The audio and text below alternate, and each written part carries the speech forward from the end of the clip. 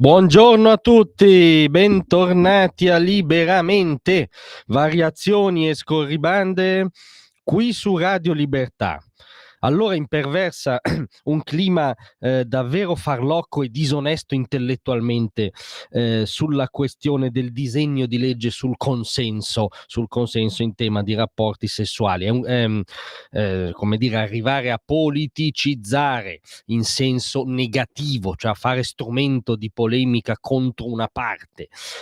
Questo tema è abbastanza un grado zero del dibattito, ci si impegnano tutti perché le perplessità, come vedremo, più che legittime sull'attuale impianto della legge, non sulla necessità in assoluto di una legge, vengono anzitutto dalla Lega. Questo clima farlocchissimo e disonesto intellettualmente lo sintetizza al meglio il titolo della Stampa di oggi: stupri, lo sgambetto di Salvini.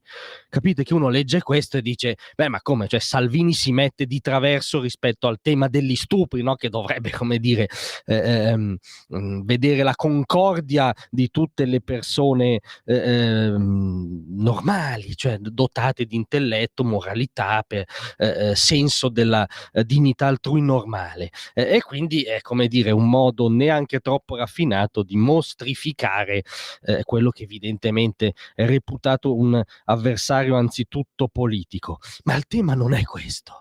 Cioè, in realtà il tema era un altro ed era drammaticamente serio anch'esso, perché se non ci si fosse arrestati un attimo a riflettere, non sbaraccare il tema, arrestati un attimo a riflettere, il titolo vero da fare sarebbe stato Costituzione, onere della prova, Stato di diritto, lo sgambetto trasversale, lo sgambetto bipartisan, perché quello che si stava approvando in fretta e furia per sottoporre l'agenda politica alla legittima onda emotiva della giornata contro la violenza sulle donne, era uno sgambetto a una delle architravi di qualunque Stato di diritto, non da ieri, dai tempi di Cesare Beccaria, alla presunzione di innocenza, diciamo.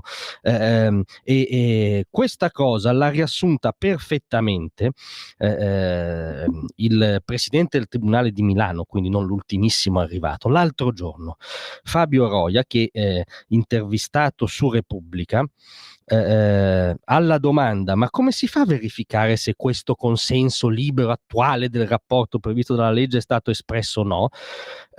Il dottor Roia ha risposto che d'ora in poi questo è un problema che riguarda gli uomini.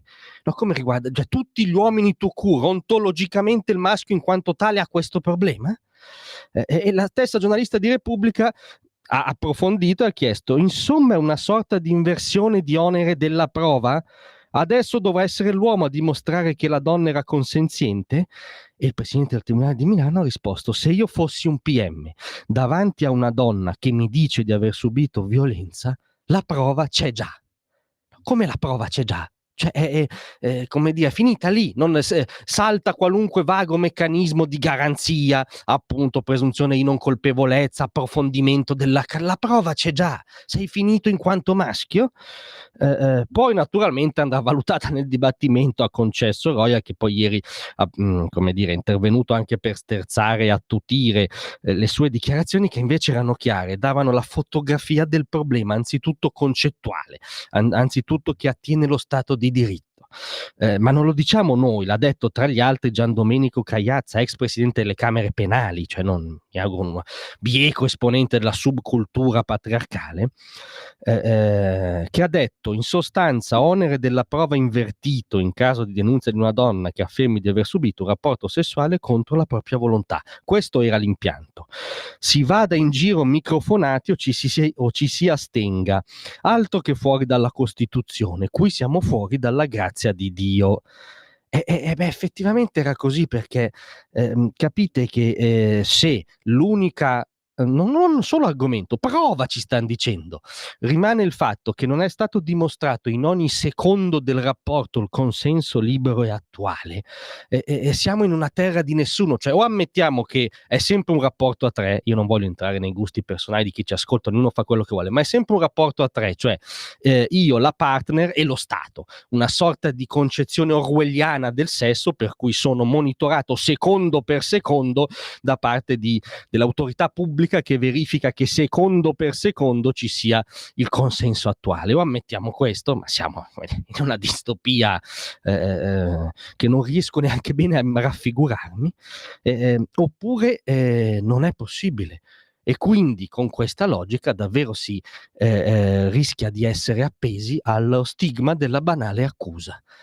Però ragazzi, cioè, esiste la presunzione di innocenza, non solo esiste, ma è conditio sine qua non per uno Stato di diritto, è garanzia per tutti i cittadini, donne in primis, anche tra l'altro garantisce la distinzione tra vere vittime di violenza che vanno non solo tutelate, ma i cui colpevoli vanno condannati duramente, a nostro giudizio, più duramente di quello che si fa ora in molti casi, e invece casi in cui non era così, perché non può essere comunque un problema degli uomini, come ha detto questo magistrato che non è l'ultimo arrivato nella magistratura. No, non è una questione, non è una guerra dei sessi, no? Dove c'è la mostrificazione dell'uomo e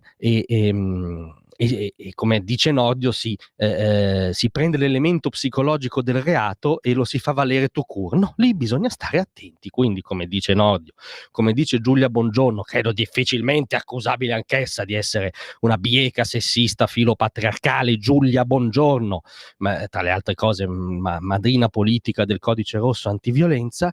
Fermiamoci e approfondiamo gli aspetti tecnici, perché altrimenti rischiamo di uscire da quella cosina che si chiama Costituzione. Altro che sgambetto di Salvini, chi ha voluto fermarsi sta facendo un favore a tutti. Grazie a tutti, vi aspetto stasera alle 18.